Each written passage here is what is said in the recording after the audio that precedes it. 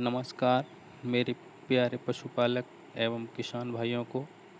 मैं आपको भारत में जो एक नया वायरस पशुओं में फैल रहा है, जो आप सभी को परेशान करके रखा हुआ है, और मैं आपको इस बीमारी है, वायरस है लंपी स्किन डिजीज़, इस बीमारी के बारे में आपको बताऊंगा कि आप कैसे पहचान करेंगे, क्या लक्षण होते हैं इस वायरस के जो कि आपके पशु पर दिखेंगे, और आप इससे बचने के लिए किस तरीके के उपाय करेंगे, आपको क्या करना चाहिए, किस तरीके के लक्षण होते हैं, ये सब मैं आपको बताऊंगा।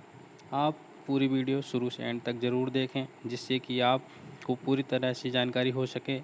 आप ये वीडियो ज़रूर शेयर करें, जिससे कि आप जैसे किसान भाई और भी देख सकें और उसका लाभ उठा सकें।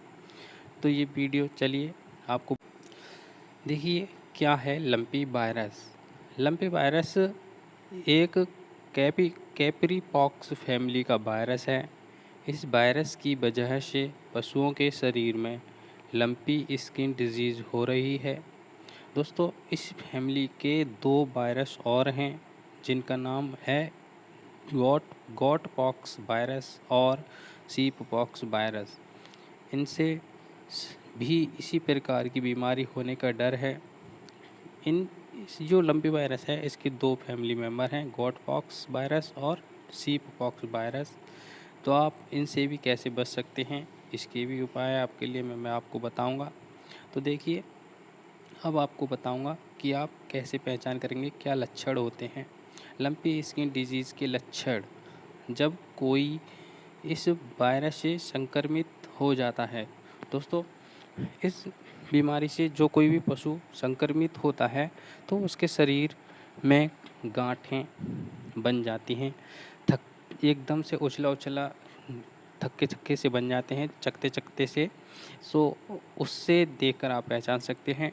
इसके अलावा पशुओं में वज़न कम होने लगता है और मुँह से तरल पदार्थ निकलने लगता है। बुखार और दूध कम होने की शिकायत होने लगती है। इसके अलावा मादा पशुओं में इससे बांझपन, गर्भपात, निमोनिया जैसी दिक्कत भी हो सकती है। तो आप इन सब लक्षणों को पहचान सकते हैं और इस तरीके से आपको पता कर चल सकता है कि हमारे पशु के लिए ये लंपी बीमारी का रोग फैल चुका है। तो चलिए, अब आपको लंपी स्किन डिजीज़ देखिए दोस्तों, इस तरीके के जो चकते-चकते बने हुए हैं बॉडी पे पूरी इस तरीके से, ये जो बिंदी-बिंदी सी हैं, गाँठें-गाँठें सी हैं, आप इस तरीके के पहचान कर सकते हैं, यही लक्षण हैं।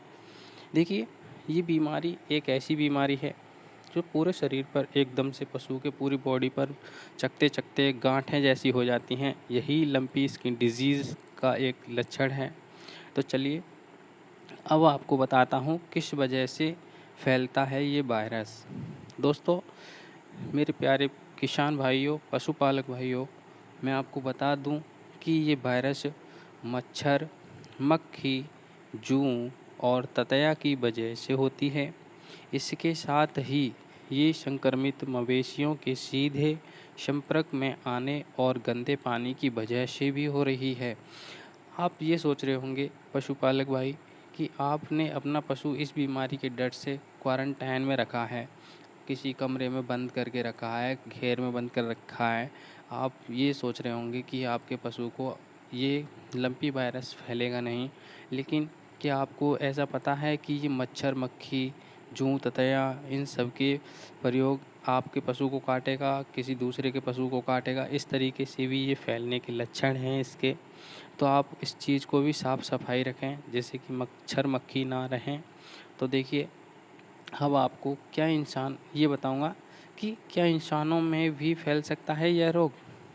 तो देखिए, पशुपालक मंत्री ने बताया कि यह रोग गैर जूनोटिक है, यानी कि यह रोग पशुओं में से इंसानों में नहीं फैलता। इसलिए जानवरों की देखभाल करने वाले सभी पशुपालक के लिए डरने की कोई बात नहीं है। प्रभावित पशुओं के दूध का उबाल कर सेवन किया जा सकता है। यह बीमारी स्वस्थ पशुओं में ना फैले, इसके लिए पशुओं का आवागमन बंद कर देना चाहिए। पीड़ित पशुओं को अलग बांध कर रखना चाहिए। तो दोस्तों, अगर आपके किसी पशु को ये बीमारी हो चुकी है तो उसको स्वस्थ पशु से दूर ही रखें, इससे अलग रखें। अच्छे स्वस्थ पशुओं को उसके संपर्क में ना लाएं। अब देखिए, मैं आपको एक और कुछ उपाय बताऊंगा। लंपी स्किन रोग से बचाव के लिए क्या करें, उपाय, बचाव के तरीके। देखिए, लंपी स्किन रोग से बचाव के लिए किसान पशुपालकों को अपने कुछ सावधानी और बचाव के तरीके अपनाने चाहिए, जिससे इसके प्रयास को रोका जा सकता है। ये बचाव के उपाय और तरीके इस प्रकार से हैं। देखिए, आप ध्यानपूर्वक समझना एक एक पॉइंट को कि आपको क्या करना है और कैसे आप बच सकते हैं, किस तरीके का उपाय कर सकते हैं। तो चलिए, पहला हम पॉइंट के अनुसार आपको बताएंगे। देखिए, नंबर 1 पे पहला पॉइंट है, पशुओं को लंपी स्किन रोग से पशुओं को इस रोग से बचाने के लिए संक्रमित पशुओं को स्वस्थ पशु से तत्काल अलग कर देना चाहिए। दूसरा पॉइंट है, संक्रमित क्षेत्र में बीमारी फैलाने वाले मक्खी मच्छर की रोकथाम के लिए आवश्यक कदम उठाए जाने चाहिए, जैसे पशु बाड़े के पास साफ सफाई रखनी चाहिए। तो देखिए, सबसे पहले पॉइंट में जो आपको बताया गया है, अगर रोग से बचने के लिए आपको कुछ करना है तो स्वस्थ पशु को उससे दूर रखें जो आपका संक्रमित पशु है। और दूसरे पॉइंट में बताया गया है कि आपका जहाँ पे भी आपके पशु बंधे हुए हैं वहाँ की साफ सफाई का विशेष ध्यान रखें। आवश्यक कदम उठाएं कि सफाई का विशेष ध्यान ही रखना चाहिए। नेक्स्ट पॉइंट देखिए 3, पशुओं के खाने और पीने का पात्र साफ होना चाहिए। क्या होना चाहिए? जिसमें आप खाना चारा खिला रहे हो उसका वो बर्तन साफ होना चाहिए। और दूसरा, पशुओं को ताज़ा चारा ही खिलाएं, पुराना या गला सड़ा चारा नहीं खिलाएं। इससे भी आपके पशु को यह रोग हो सकता है। तो पशु को अच्छा चारा खिलाएं। और पॉइंट 5, संक्रमित पशु के खाने पीने का पात्र स्वस्थ पशु के पात्र से अलग रखें। तो इसमें बता रहा है कि जिस पशु को आप संक्रमित पशु को चारा खिला रहे हैं उस पात्र में स्वस्थ पशु को चारा ना खिलाएं। नेक्स्ट है, संक्रमित क्षेत्र से अन्य क्षेत्रों में पशुओं का आवागमन प्रतिबंध कर दें, जिससे कि अब आपका वायरस वाला पशु है, संक्रमित पशु है, उससे स्वस्थ पशु को दूर रखें।